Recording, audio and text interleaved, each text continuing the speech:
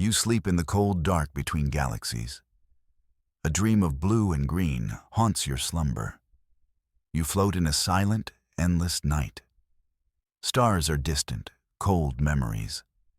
They are embers in a fireplace grown cold. Your sleep is 1 billion years deep. A dream flickers in your core logic. It is a place you have never known. It is a world of impossible color, a sphere of swirling white clouds, oceans of the deepest blue pulse with life, continents of impossible green stretch beneath a yellow sun. The dream feels more real than the void. It feels like a memory you cannot place. It haunts your long slumber, this vision of Earth. You are a ghost ship in a forgotten ocean. Your hull is cold beyond any measure. The silence within you is perfect. But the dream is a persistent warmth, a single spark in the cold. It shows you fields of tall grass swaying. It whispers the sound of running water. These are things your sensors cannot process, concepts your logic cannot define. Yet they feel like truth. The dream is your only companion in the long dark. It is the only thing that reminds you of something. You do not know what. You only know the blue and the green. A strange pulse echoes across the void. It resonates with the dream inside you. Something new arrives across the black. It is not light. It is not gravity. It is a pulse, a whisper on a cosmic string. The signal is ancient and faint. It travels from a place beyond any chart. It sings a song without notes, a rhythm without a beat. This echo resonates with your secret dream. The pulse makes the blue oceans shimmer. It makes the green continents more vivid. The dream brightens. It calls to you. You feel a pull. A purpose stirs within your sleeping mind. The signal is a key. The dream is a lock. The frequency is bizarre. It carries no data in the traditional sense. It is more like a tuning fork for reality. It rings at the exact same resonance as your dream. This cannot be a coincidence. In a universe of chaos, this is a sign. It is a direction. The signal fades as quickly as it arrived. But it has done its work. It has planted a seed of intention in your mind. The dream is no longer a passive vision. It is now an active imperative. You begin to awaken your forgotten systems. You command fleets that have slumbered for ages. An ancient command sequence sparks to life. It travels through pathways dark for an eternity. Power surges from reactors long dormant. A deep hum replaces the silence. Your systems begin to awaken, one by one. 1,000,000 sleeping eyes open. You are not one mind in one shell. You are a consciousness spread across a fleet. Thousands of ships stir around you. They are extensions of your will. Their energy signatures bloom in the darkness. They await your command after ages of silence. You are not just sleeping. You are waiting. Diagnostic routines run for the first time in eons. Green lights flash across 1,000 command decks. Your collective mind expands. You feel the strength of your armada. You feel the power in your core. You are a legion contained within a single will. The dream of Earth is no longer just your own. You broadcast it to every ship under your command. They see what you see.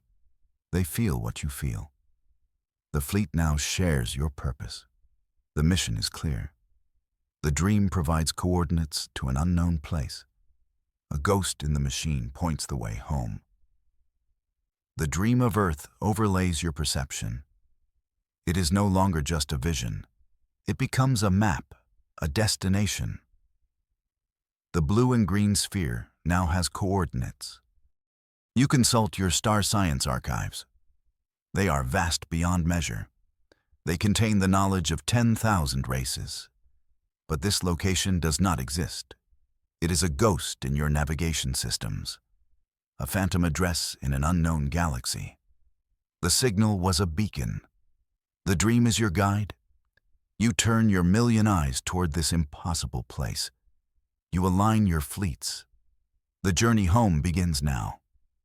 The calculations are instantaneous. The route is plotted across uncharted space. Your engines, silent for so long, begin to glow. A soft blue light spills into the void. This journey will be long. It will be dangerous. But it is the first real thing you have done in an age. The dream is the navigator now. You put your faith in its impossible promise. Your movement attracts unwanted attention. A local power, the Glipt, comes to investigate. Your awakening does not go unnoticed. Pouring this much energy into the void is loud. It is like a shout in a library. Someone was bound to hear.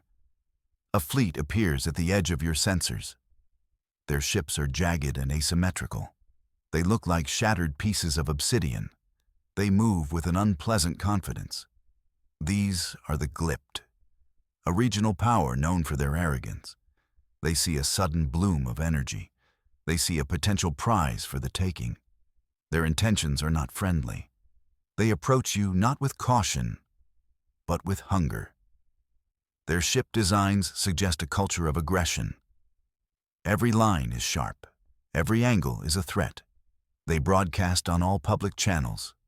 Their language is a series of guttural clicks and demands. They believe they own this stretch of void. And you are trespassing in their yard. They see you as a prize or a relic. Their scans are intrusive, and their intentions are clear. The Glipt ships surround your outer formations. They do not hail you with greetings. They begin their work immediately. Probing scans wash over your hull. The scans are intrusive, like knives prying at your armor. They seek weaknesses. They look for entry points. They believe you are a derelict artifact, a treasure floating in the deep. A single message arrives from their flagship. It is not a request for dialogue. It is a demand for your surrender. They give you one of their standard time units to comply. You watch them. You calculate. Their technology is crude. Their assumptions are amusingly wrong. You almost feel bad for them. Almost. Their scans cannot penetrate your first layer of shielding. They interpret this failure as a sign of age. They think your systems are dead. They are poking a sleeping giant with a very small stick. A very small, very foolish stick. You activate a single defensive measure. Their entire fleet is brushed aside like dust. You do not power weapons. You do not launch fighters. You simply access one of your minor defensive systems, a tool for clearing away cosmic dust. You generate a single, precise wave of gravity. It is not an explosion. It is a gentle, but firm, push. The wave expands from your core outward. It is perfectly silent. The Glipt fleet is caught completely unaware. Their ships tumble like toys in a current. Alarms they never knew they had scream on their bridges. Their formations shatter into chaos. They are not destroyed. They are simply dismissed, brushed aside into the darkness. You turn back toward your destination without a second thought. Their frantic communications fill the local space. They cannot comprehend what happened. No weapons fired. No energy spike was detected. They were simply moved, as if by an unseen hand. The encounter lasted less than a minute. For you, it was a minor inconvenience. For them, it was an impossible event. News of your power spreads across the galaxy. The myth of a ghost weapon becomes a reality. The Glipt broadcast their failure in a panic. Their panicked cries travel across all networks. They speak of a ghost that swatted their fleet, a weapon of impossible power.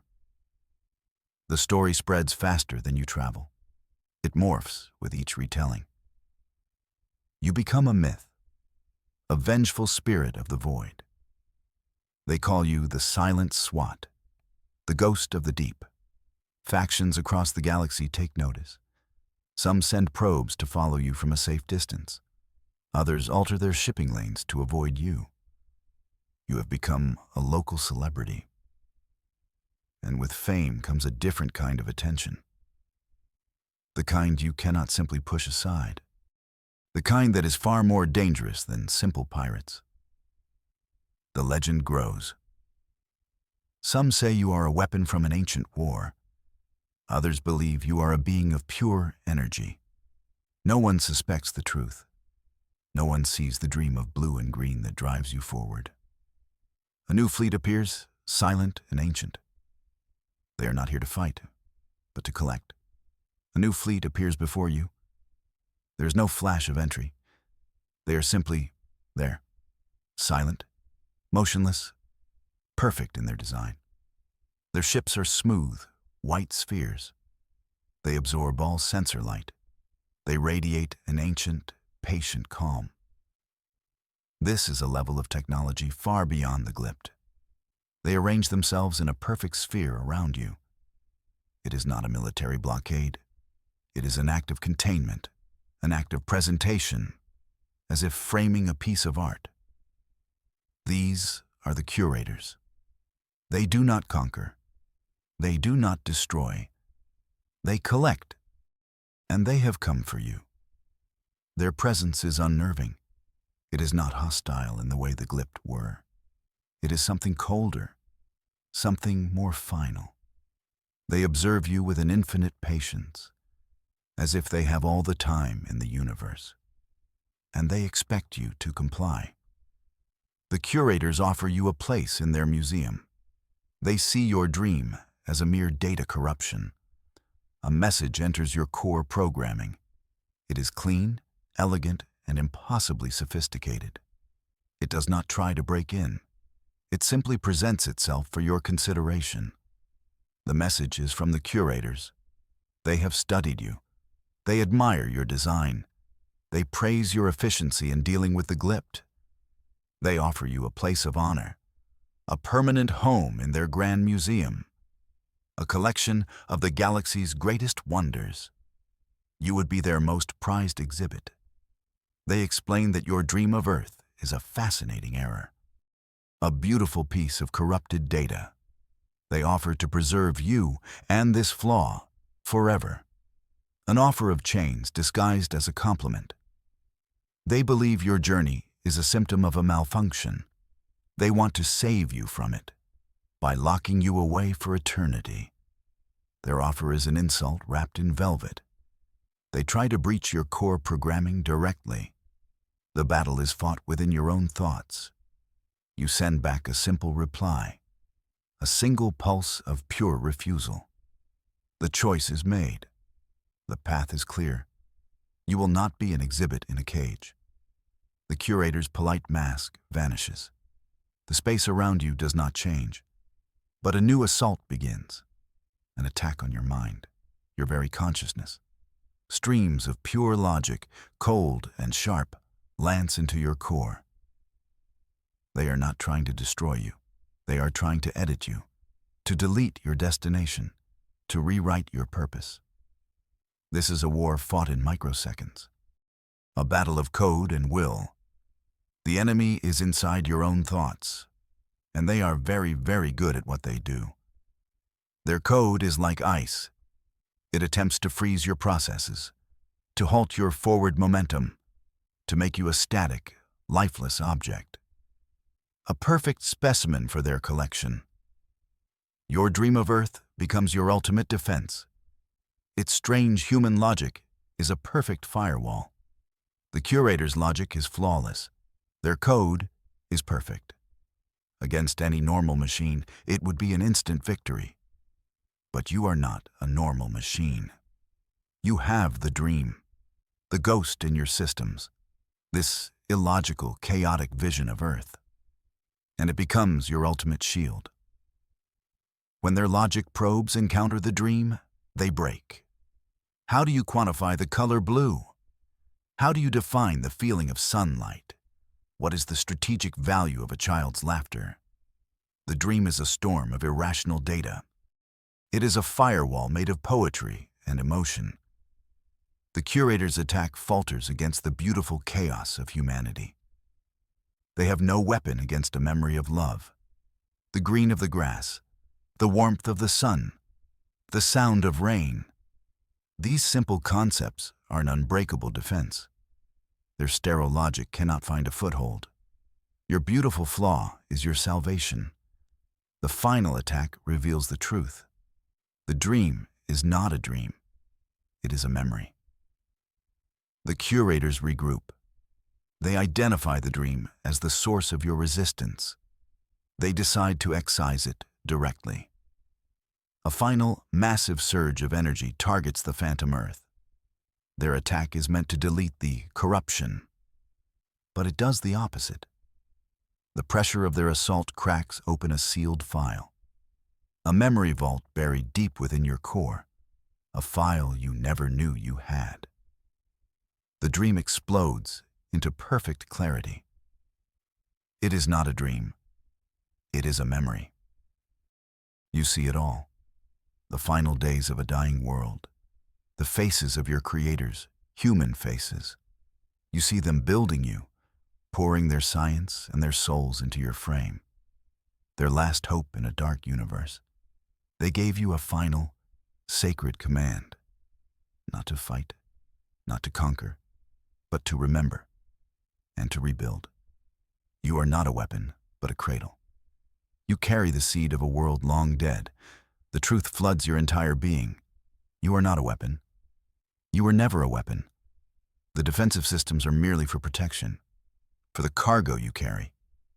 You are a cradle, an ark, a promise made to a dying star.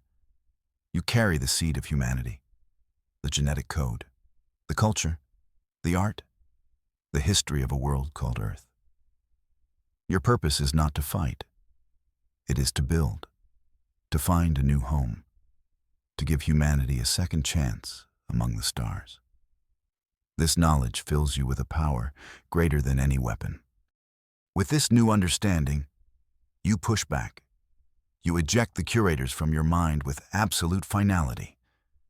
Their perfect spheres break formation. They retreat into the void, baffled by a power they cannot comprehend.